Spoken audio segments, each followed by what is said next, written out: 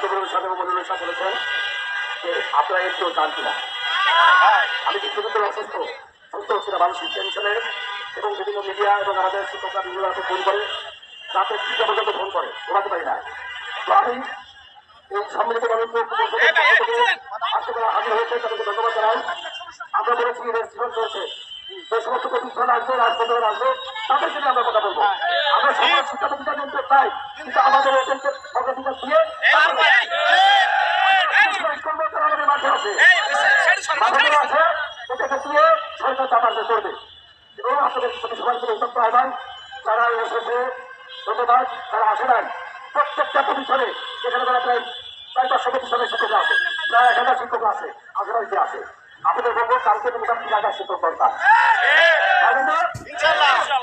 বড় থেকে তারপরে বড় ভালো মৃত্যু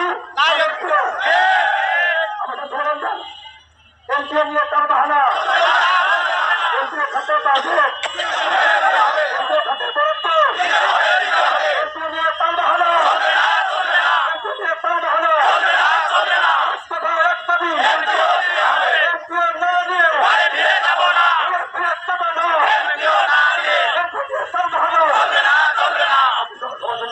সবাইকে ধন্যবাদ জানাচ্ছি।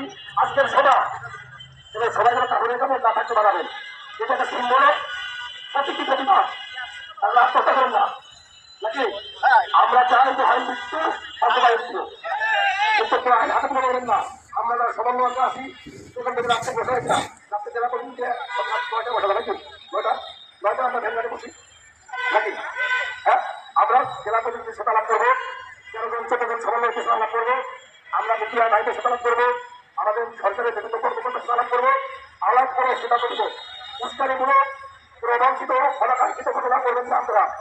আমরা মন্দির সকলের সাথে করবো, আটটা হতে দেবো, একসাথে দেবো, তারা বরণ করলে একসাথে করবো, করবো